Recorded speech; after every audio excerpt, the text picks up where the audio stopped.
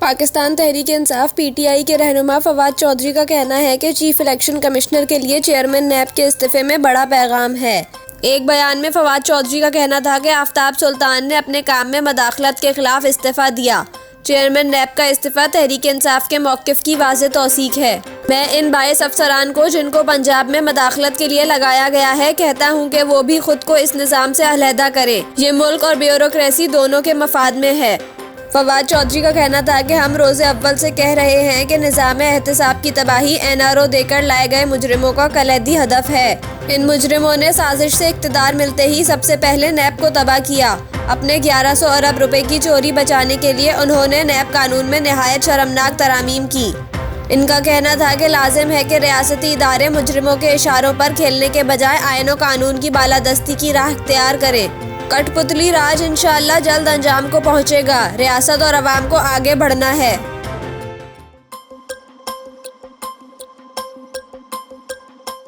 Islamia college Peshawar के lecturer के कत्ल में मुलव्विस सिक्योरिटी गार्ड को गिरफ्तार कर लिया गया। पुलिस के मुताबिक इस्लामिया कॉलेज पेशावर के लेक्चरार बशीर अहमद के कत्ल में अहम पेशरफ्त हुई और मुलजिम को गिरफ्तार कर लिया गया। पुलिस का बताना है कि लेक्चरार बशीर अहमद के कत्ल में मुलव्विस मुलजिम सिक्योरिटी गार्ड को कर्क से गिरफ्तार किया गया है। मुलजिम शेर मोहम्मद की गिरफ्तारी के लिए पेशावर पुलिस कर्क रवाना हुई थी। पुलिस के मुताबिक सिक्योरिटी गार्ड और लेक्चरार के दौरान झगड़ा हुआ था, जिस पर गार्ड ने फायरिंग करके लेक्चरार को कत्ल किया।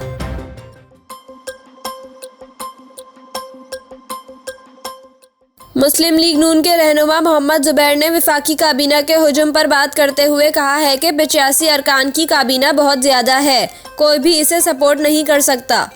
मोहम्मद जुबैर ने कहा कि हम समझते हैं अमीरों को ज़्यादा बोझ बर्दाश्त करना चाहिए और IMF भी यही चाहता है कि अमीरों पर टैक्स लगाया जाए।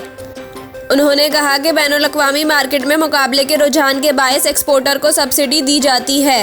एक्सपोर्ट बढ़ाने के लिए सनअतों को सब्सिडी मुल्क के मफाद में दी जाती है।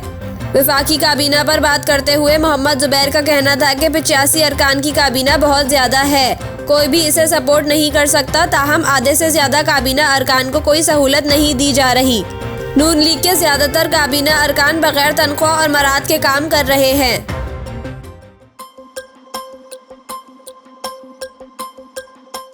चेयरमैन कौमी एहतिसाब ब्यूरो नैब आफ्ताब सुल्तान ने इस्तीफ़ा दे दिया। ज़राए के मुताबिक वज़ीर आज़म शहबाज शरीफ ने चेयरमैन नैब आफ्ताब सुल्तान का इस्तीफ़ा मंजूर कर लिया है। चेयरमैन नैब आफ्ताब सुल्तान ने वज़ीर आज़म से मुलाकात में कहा कि वो इस माहौल में काम नहीं कर सकते। एडिटर इन्वेस्टिगेशन दी न्यूज़ अंसार अब्बासी के मुताबिक आफ्ताब सुल्तान ने किसी की ख्वाहिश पर काम करने से इनकार कर दिया था। वो नहीं चाहते थे कि वो साबिक चेयरमैन नैब जावेद इकबाल की तरह का किरदार अदा करें। ज़राए के मुताबिक आफ्ताब सुल्तान पर कुछ गिरफ्तारियों के लिए दबाव था, लेकिन उन्होंने गिरफ्तारियों से इनकार कर दिया। साबिक चेयरमैन नैब आफ्ताब सुल्तान का कहना था कि मैंने कुछ दिन पहले इस्तीफ़ा दिया था। मुझे कुछ चीज़ों के बारे में कहा गया जो मुझे कबूल नहीं थी। आफ्ताब सुल्तान का कहना था कि मैंने बताया कि मैं शराइत के साथ काम जारी नहीं रख सकता। मेरा इस्तीफ़ा कबूल कर लिया गया है। हमारा इख्तिताम अच्छे मोड़ पर हुआ है। वज़ीर आज़म शहबाज शरीफ ने मेरे लिए नेक ख्वाहिशात का इजहार किया। मेरी भी इनके लिए नेक ख्वाहिशात हैं। आफ्ताब सुल्तान का ताल्लुक पुलिस सर्विस पाकिस्तान से है और वो ग्रेड 22 के अफसर हैं। आफ्ताब सुल्तान DGIB समेत दीगर अहम ओहदों पर भी तैनात रहे। आफ्ताब सुल्तान ने साबिक चेयरमैन नैब जावेद इकबाल की रिटायरमेंट के बाद जुलाई 2022 को नैब की सरबराही संभाली थी।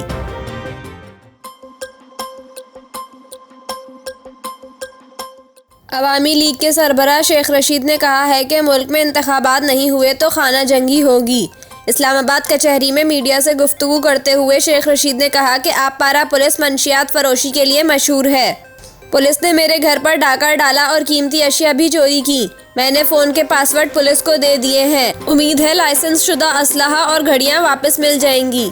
सदर की जानिब से इलेक्शन के ऐलान पर शेख रशीद ने कहा कि सदर ने ठीक आईनी और कानूनी ऐलान किया है। जो सियासी जमात इंतखाबात से भागती है वो माफिया है। सदर आरिफ अलवी ने अपना हक अदा कर दिया है। मुल्क में इंतखाबात नहीं हुए तो खाना जंगी होगी। साबिक वजीर का कहना था कि मरियम नवाज ने कहा इनकी हुकूमत नहीं तो कौन आपको लेकर आया। मालूम नहीं इंतखाबात होते हैं या नहीं, लेकिन ढोल हुकूमत के गले में लटका रहेगा।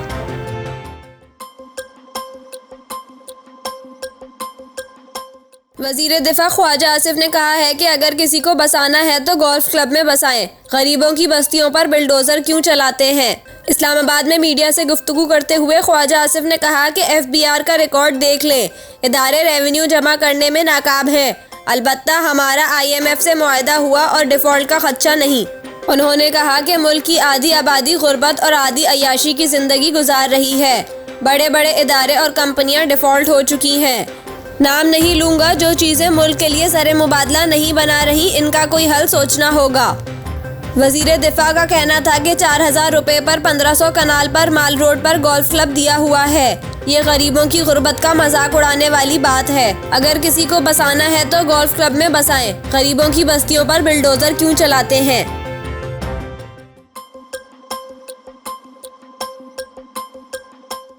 PTI रहनुमा और मारूफ कानूनदान हामिद खान ने कहा है कि आईनी तौर पर इलेक्शन की तारीख का ऐलान गवर्नर को करना चाहिए।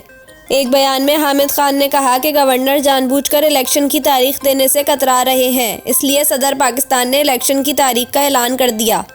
उन्होंने कहा कि सुप्रीम कोर्ट ने मामले पर वजाहत करनी है। अगर गवर्नर अपना आईनी किरदार अदा ना करे तो क्या सदर इसकी जगह इलेक्शन का ऐलान कर सकता है या नहीं।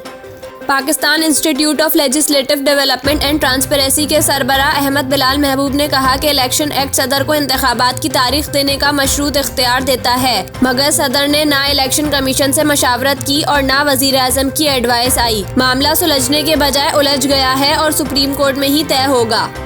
उन्होंने कहा कि सदर का फैसला सुप्रीम कोर्ट में जाएगा और वहीं से आईनी तशरीह होगी। दूसरी जानिब इस हवाले से गुफ्तगू करते हुए सुप्रीम कोर्ट बार के साबिक सदर रशीद ए रिजवी ने कहा कि सदर ने बामायनी मुशावरत नहीं की। सदर को कौमी असम्बली के अलावा किसी असम्बली के इंतखाबात की तारीख देने का इख्तियार नहीं देता।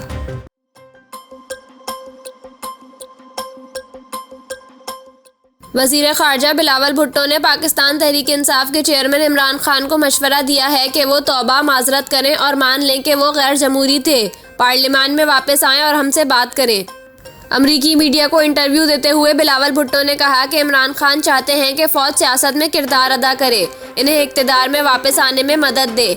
अगर वो अपने तरीक़ेकार में तब्दीली लाते हैं तो इनका सियासत में मुस्तकबिल है। बिलावल भुट्टो ने दावा किया कि इमरान खान की पॉलिसी पर नए सिविलियन और अस्करी क़यादत ने फुल स्टॉप लगा दिया है। उन्होंने कहा कि इमरान हुकूमत की पॉलिसी दहशतगर्दों को खुश करने की थी। तहरीके तालिबान पाकिस्तान से दोस्ती रखने वाला मुल्क पाकिस्तान का दोस्त नहीं हो सकता, ना बन सकता है।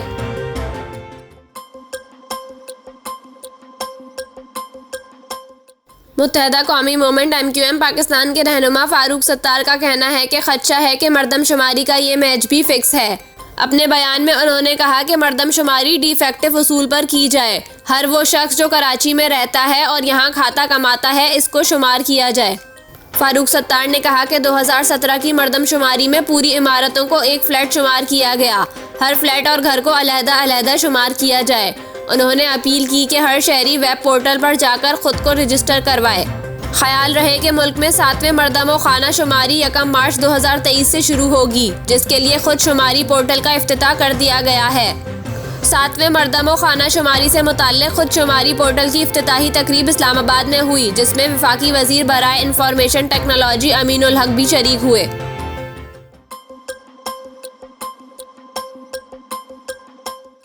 तुर्की और शाम एक बार फिर ज़लज़ले से लरज़ उठा, मज़ीद कई इमारतें गिर गईं। गैर मुल्की मीडिया रिपोर्ट्स में कहा गया है कि तुर्की के जुनूबी इलाकों में मुकामी वक्त के मुताबिक 8:04 पर ज़लज़ले की शदीद झटके महसूस किए गए, जबकि ये इलाके पहले ही 6 फरवरी के ज़लज़लों से मुतासिर हैं। रिपोर्ट्स में बताया गया है कि तुर्की और शाम के सरहदी इलाकों में आने वाले ज़लज़ले की शिद्दत 6.4 और फिर 5.8 रिकॉर्ड की गई। इत्तलात हैं कि पीर को तुर्की और शाम में ज़लज़ले से 3 अफराद हलाक जबकि 600 से ज़ायद ज़ख्मी हो गए। गैर मुल्की मीडिया के मुताबिक शाम में 470 और तुर्की में 213 अफराद के ज़ख्मी होने की इत्तलात है, जबकि कई अफराद के मलबे तले होने का खदशा है, जबकि रेस्क्यू का काम जारी है। सोशल मीडिया पर वायरल वीडियोस में देखा जा सकता है कि तुर्क सूबे हाते में इमारतें और सड़क पर नस्ब बिजली के खंभे झूल रहे हैं। शहरियों में खौफ व हिरास फैल गया और वो घरों से बाहर निकल आए। रिपोर्ट्स के मुताबिक ज़लज़ले के झटके मिस्र और लेबनान में भी महसूस किए गए।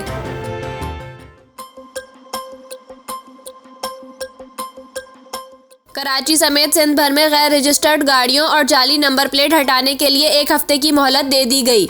सिंध में अब कोई गाड़ी ओपन लेटर या रजिस्ट्रेशन के बगैर नहीं चलेगी। मुकर्ररा मुद्दत के बाद जो गाड़ी मालिक के नाम पर रजिस्टर्ड नहीं या अप्लाइड फॉर रजिस्ट्रेशन है वो जब्त होगी और मालिक के खिलाफ सख्त कार्रवाई की जाएगी। वजीर इत्तलात सिंध शर्जील मेमन ने कहा है कि कराची पुलिस ऑफिस हमले के बाद फैसला किया है कि किसी शोरूम से कोई भी गाड़ी बगैर रजिस्ट्रेशन बेची गई तो शोरूम मालिक को गिरफ्तार किया जाएगा। इसके अलावा वर्दी के बगैर असलहे की नुमाइश पर भी पाबंदी लगा दी गई है। गुज़िश्ता रोज़ वज़ीर आला सिंध मुराद अली शाह ने पुलिस को हिदायत की है कि जो गाड़ियां ट्रांसफ़र ना हो इन्हें ग्राउंड कर दे। यूनिफॉर्म के बगैर कोई शख्स हथियार नहीं उठाएगा।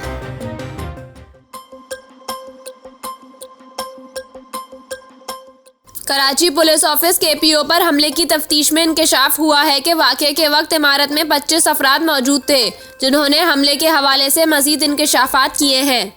तफ्तीशी हुकाम के मुताबिक तमाम अफराद के बयानात ले लिए गए हैं, जिसके मुताबिक इमारत में दाखिल होने के बाद हमला आवरों ने लिफ्ट पर ग्रेनेड फेंका जिससे इमारत की लिफ्ट नाकारा हो गई। हमले के वक्त ज्यादातर अफराद पहली मंजिल पर मौजूद थे। फायरिंग के बाद तमाम अफराद इमारत की दूसरी मंजिल की तरफ भागे। दूसरी मंजिल पर दहशतगर्दों और अमले का सामना भी हुआ। तफ्तीशी हुकाम का कहना है कि हमला आवरों ने अमले को कैमरे के अंदर रहने का इशारा भी किया। इसी दौरान हमला आवर KPO के कॉरिडोर में मौजूद रहे। दहशतगर्दों ने अमले के कैमरे में जाने के बाद दरवाजों पर फायरिंग की। दहशतगर्द मुख्तलिफ कैमरों के बाहर अमले को आवाजें भी देते रहे।